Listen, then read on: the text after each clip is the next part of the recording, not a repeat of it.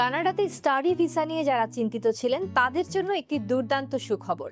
বিশেষ করে যারা বাংলাদেশ থেকে মাস্টার্স বা পিএইচডি করতে চান তাদের জন্য কানাডিয়ান সরকার একেবারে রেড কার্পেট বিছিয়ে দিয়েছে।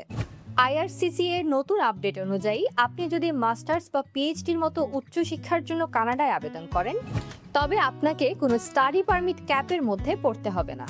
আপনার মা বাবা অথবা ভাই বোনও স্পন্সর হতে পারবে। আবার আপনি চাইলে ফ্যামিলি নিয়েও কানাডা যেতে পারবেন। সেক্ষেত্রে আপনার স্পাউসের বিশেষ কোনো পেশাগত ও শিক্ষাগত যোগ্যতা কিংবা আইএলটিএস এর প্রয়োজন নেই, শুধুমাত্র ম্যারেজ সার্টিফিকেট থাকলেই চলবে। এমনকি 18 বছরের কম সন্তানদের নিয়েও আবেদন করতে পারবেন। আবার কোনো প্রভিন্সিয়াল অ্যাটেস্টেশন লেটার বা প্যাল লাগছে না। অর্থাৎ ইউনিভার্সিটি থেকে কোনো অফার লেটার পাওয়ার সাথে সাথেই আপনি কোনো রকম বাড়তি ঝামেলা ছাড়াই সরাসরি ভিসার জন্য অ্যাপ্লাই করতে পারবেন। ব্যাচেলর প্রোগ্রামে আইএলটিএস 6 এবং মাস্টার্সে 6.5 থাকলে আপনি পেয়ে যেতে পারেন গ্যারান্টেড স্কলারশিপ। আর সবচেয়ে বড় সুবিধা, there is no visa interview. ব্যাচেলরে 5.5 এবং মাস্টার্সে 6.5 অথবা এমওআই দিয়ে আপনি পাচ্ছেন কানাডার টপ র্যাঙ্ক ইউনিভার্সিটিগুলোতে অ্যাডমিশনের সুযোগ।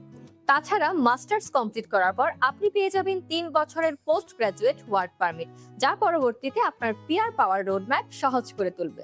তাই আপনি যদি উচ্চশিক্ষার জন্য বাংলাদেশ থেকে কানাডাতে একটি নিশ্চিত এবং দ্রুততম ক্যারিয়ার গড়তে চান, তাহলে যোগাযোগ করুন এডুকেশন অ্যাটে। এখানে আপনি ইমিগ্রেশন এক্সপার্টদের থেকে ফ্রি কাউন্সেলিং নিয়ে সম্পূর্ণ প্রসেসিং করে চলে যেতে পারেন আপনার পছন্দের ইউনিভার্সিটিতে।